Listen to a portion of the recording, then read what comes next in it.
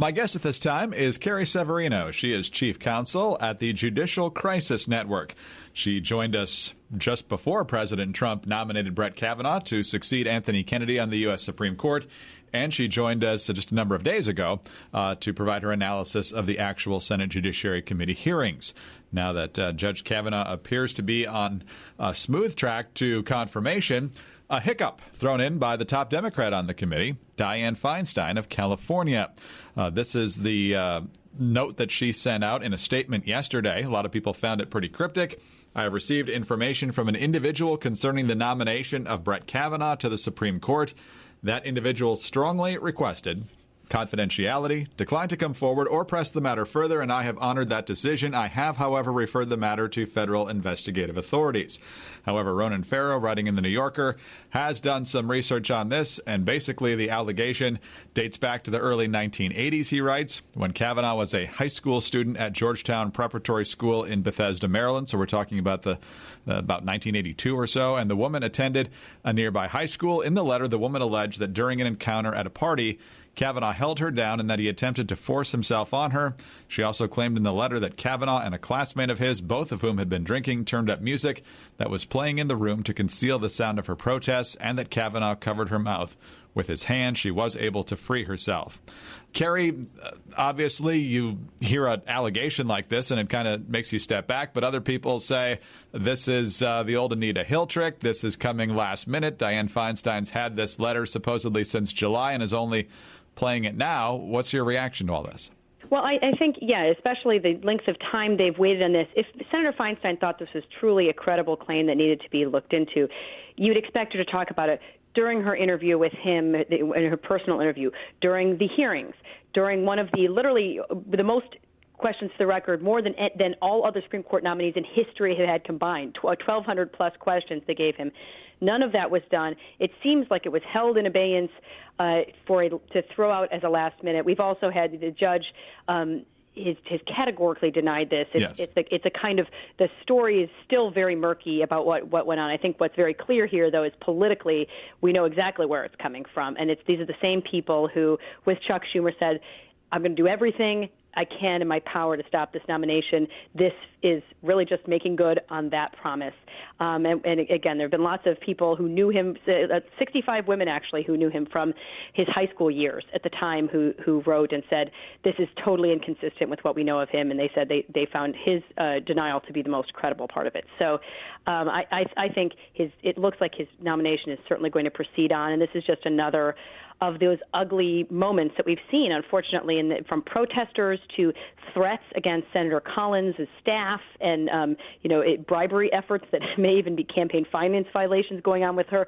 There's all sorts of it's disappointing things in this confirmation process. I think this is just the latest one. You mentioned the Kavanaugh statement. It's important to get that out there. It's, quote, "I categorically and unequivocally deny this allegation. I did not do this back in high school or at any time." That's in the Farrow piece. And the Farrow piece also says Kavanaugh's classmate said of the woman's allegation, "I have no recollection of that."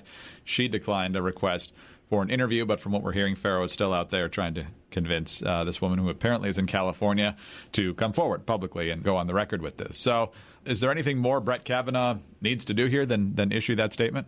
I mean, I can't think of a more unequivocal, clear denial there. I think, again, it seems to me that what's going on here, and again, we don't even have the full details of it. A lot of the attacks on him we've seen throughout this process have been sort of just eyebrow-raised fishing expeditions sometimes in the context of the hearings.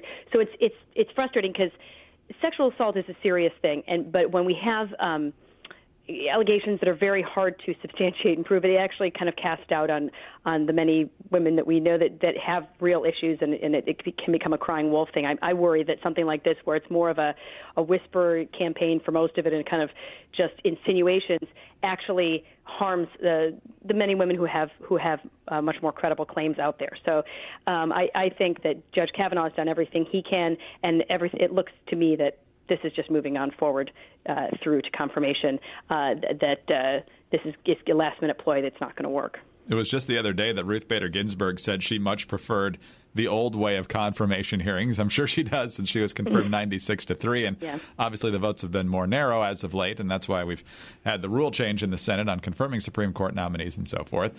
How does it complicate things when these confirmation processes are so politically charged that where everyone, even before the nominee is named, is pretty much either lining up for or against them? And now, of course, you've got all the different elements of the Me Too movement mixed in there. So how do you read all this? Well, I think I really appreciated Justice Ginsburg's comment, because she's right. Justice Scalia, she said, everyone knew where he stood, and he was unanimously confirmed. As for her, everyone knew where she stood. She was an ACLU lawyer. She wasn't asked about that, and people, still overwhelmingly was confirmed. Those days, unfortunately, seem to be gone. But I think what's almost more discouraging is I wouldn't mind if senators said, I just really disagree with your judicial philosophy and the way that you interpret the Constitution, because I think that's a perfectly valid reason to vote against someone. That's not what we're seeing. We're seeing people, this is, even aside from this, even during the hearings, we saw things like basically him suggesting that Judge Kavanaugh hates women or hates minorities or hates the environment or wants people to die in school shootings. That's not, this isn't a fair way to conduct a campaign.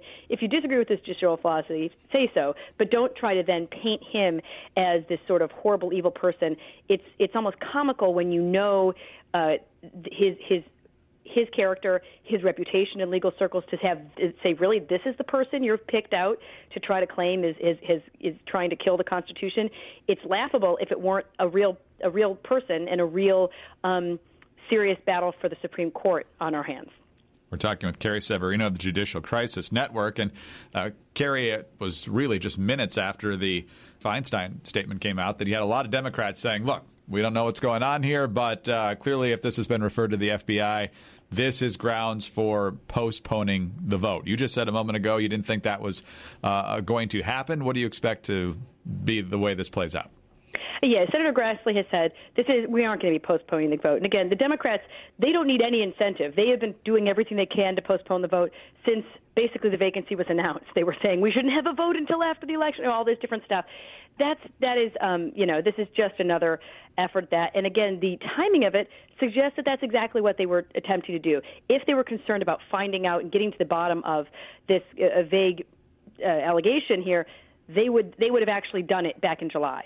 That they're not. What they're interested in is sandbagging and then throwing this on. I guess they can't wait for an October surprise because he's going to be confirmed in September. So they're trying to get a September surprise in there. That's not an honest way to do evaluation in a judicial campaign. And I think I'm surprised they haven't asked and said, well, there's a hurricane going on. We can't have a vote until the end of hurricane season. They will use any excuse they can to try to delay this nomination. It's really a last-ditch effort because they hope against hope that maybe in the process of delaying it, they can, who knows, win the Senate or find something else to distract people. It's simply not going to work. I think they just have to face up to the fact that they don't have the votes to block a nominee as qualified, as impressive as Judge Kavanaugh, and they need to be able to move on. And Kerry, this last question I realize is a hypothetical, but I have seen some conservatives out there on Twitter and elsewhere today saying this really looks to be thin. This could well be bogus. But if it were true, it's disqualifying. Others have said, well, this could have been any number of different circumstances of what happened 36 years ago, whatever it is. And if he was 17 at the time, it's not necessarily disqualifying for something almost 4 decades later. So what's your thought on that? Well, it's just so hard to figure out at an event where it seems like just, several drunken high schoolers. It's hard to, 40 years ago, very difficult for anyone at this point to figure out, well, what really was going on. But I think, to my mind, this is, there was a lot of insinuation that there was something much more serious than that was coming down the pike. I think this is, I'm not sure it's going to be very easy to even figure out what the truth was at this point, aside from the evidence that we have clearly from Judge Kavanaugh. It's hard to evaluate when we have just sort of anonymous allegations on one side versus someone and supported by dozens of women who knew him at the time saying this doesn't sound like the person we knew. So I think that's the best we're going to be able to get And the FBI has said they've taken it and put it in the files, but they don't actually seem to think it's something that merits further investigation. I think that's significant as well, because they apparently do have the whole complaint. Well, there's still a scheduled committee vote next week, and Mitch McConnell certainly wants a final vote towards the end of the month. As for right now, that schedule remains intact. Kerry, thanks so much for being with us. Have a great day. Kerry Savarinos is Chief Counsel at the Judicial Crisis Network. I'm Greg Columbus reporting for Radio America.